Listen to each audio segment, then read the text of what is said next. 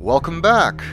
We are still wandering the catacombs, and the genie once again tried to trick us by impersonating Lady Celeste, the winged girl we're trying to save. Somewhere, far off into the catacombs, the sounds of hooves faintly echo. Yes, we get it. There's a Minotaur here. And a shield on the wall in this room. An old wooden shield hangs on the wall. Now that could be useful. Alexander takes the shield from the wall. If you'd had the foresight to take your magic shield from Daventry, you wouldn't have needed that, but anyway. Then again, if you had, it might have been lost in the shipwreck, so it's probably a good thing that he didn't.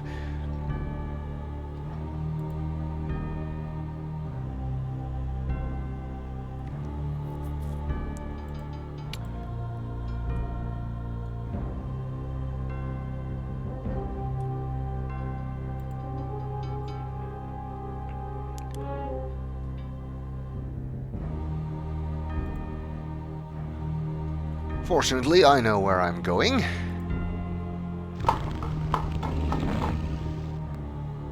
And for now, I'm going here, even though it's a dead end. Wait a second.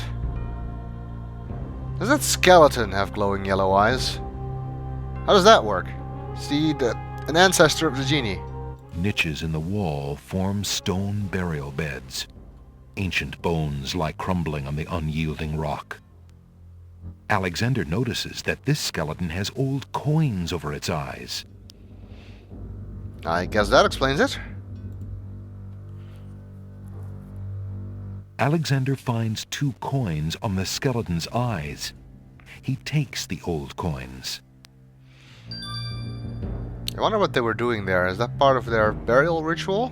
If so, why don't any of the others have it? The 2 coins from the skeleton in the catacombs are extremely old and corroded.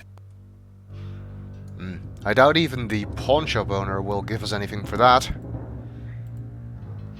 But you never know when they might come in handy.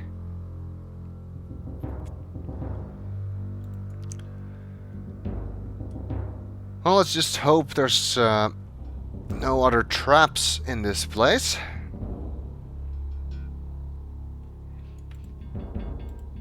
Of course, I know there are, so that's why I'm saving. I changed the directory. Makes it a bit easier not to replace save games. So I'm making a new def save game.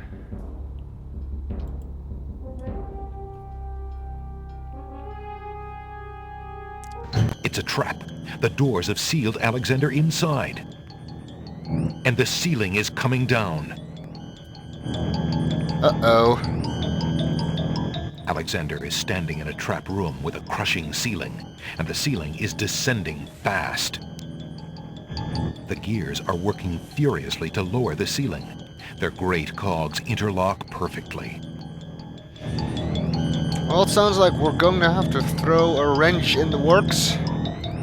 We don't have... Maybe the skull will work. Desperate to stop the crushing ceiling, Alexander throws a skull into the grinding gears.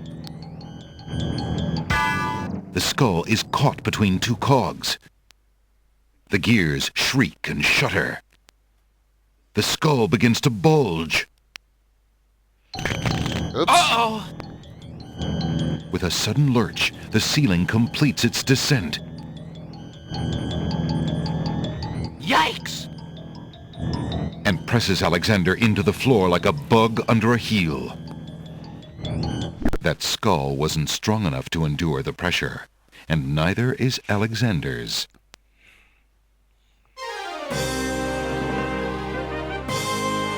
Tickets up. Next. Alexander never was much good at squash. Yeah, well, neither was I. Much prefer regular tennis.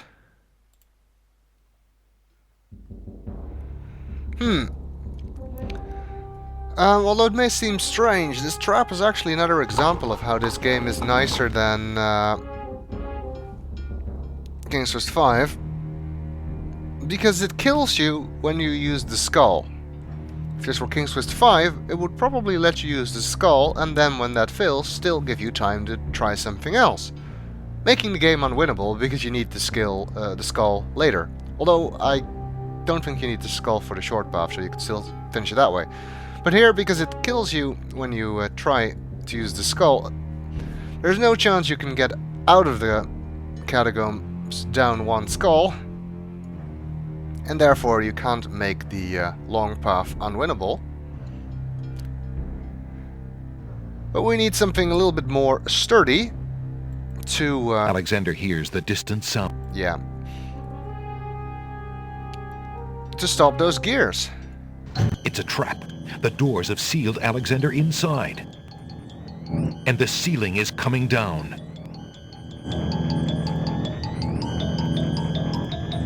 Let's try the brick from the Isle of the Beast.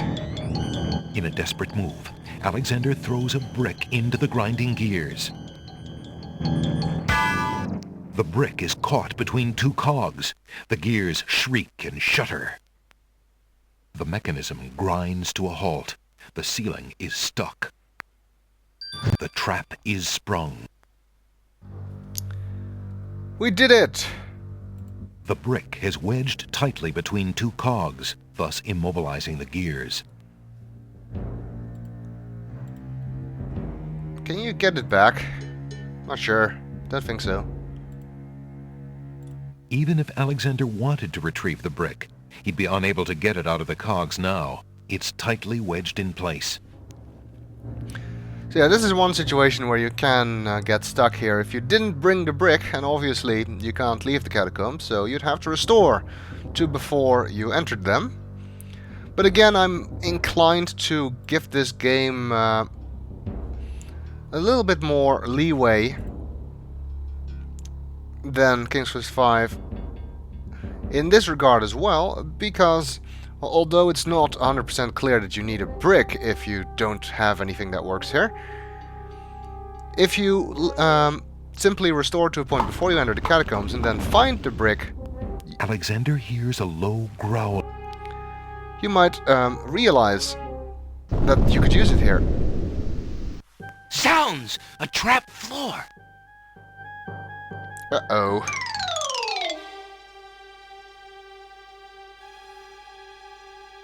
Alexander seems to have fallen to a lower level of the catacombs. Wherever he is, the place sure is dark. Alexander can't even see his hand in front of his face. Indeed. I'm just a pair of floating eyeballs. Cool.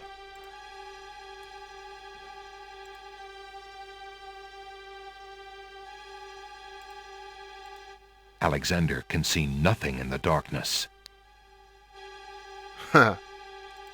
Alexander can see nothing in the darkness. Well, I'm sure it's safe. Ooh, it can still walk. Uh-oh. Alexander hears the scrabble of hooves in the dark room. Hello?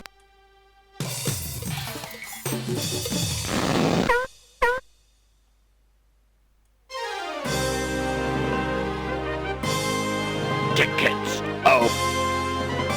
Next. Caught in the dark, Alexander? Indeed. Fortunately, we still have the tinderbox. Again, you'd be stuck here if you didn't have the tinderbox. But if you don't, it should be pretty easy, pretty obvious where to find the light source. Because you can't have gotten here without having been to the pawn shop. Alexander takes the candle from his tinderbox and uses the flint in the box to light it. Aha! So that's why it's dark in here. A torch is out. Alexander lights the extinguished torch and puts his tinderbox away. Great. And now we are on the lower level, which is another maze. And it's slightly bigger, actually. Although there are fewer instant death rooms and no more traps. Somewhere, far. Although if you go south here, you still immediately die.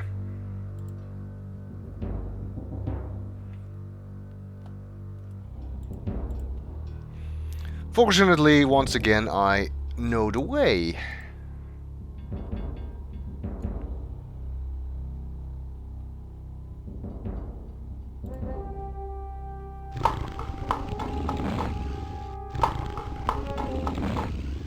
Alexander hears the sound of a wild beast again.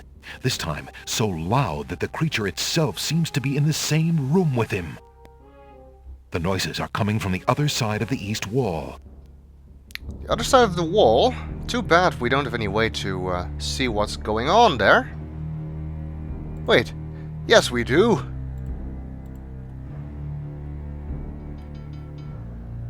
Alexander puts the hole in the wall on the east wall.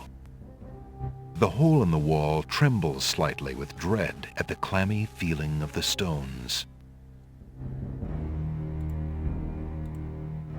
Alexander peers through the hole in the wall and sees just another room in the catacombs. Huh. Hey, that's the Minotaur. Aha! Not just another room at all. So that's why Alexander couldn't find the Minotaur's lair. At least Alexander now knows the lair exists, somewhere in the maze on the other side of this wall. Hey! While Alexander contemplates what he's just seen, the hole in the wall, frightened by the Minotaur, makes a run for it. Alexander hopes the little creature finds its way home to the Isle of Wonder. How's it gonna do that? Can it swim? Anyway, it seems that the Minotaur is hiding behind a trick wall that can be opened with a switch behind a tapestry. And first we have to find the room with the tapestry in it, of course. But I know how to find it, so that's not really a problem.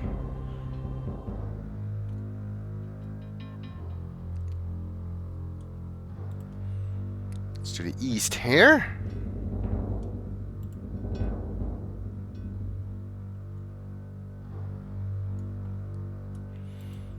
There's actually a couple of these places in this game where you can still get stuck because you're missing an item.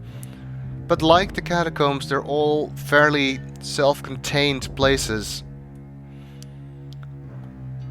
So you don't really have to ever go back all that far to retrieve an item that you Alexander hears the distance didn't have yet.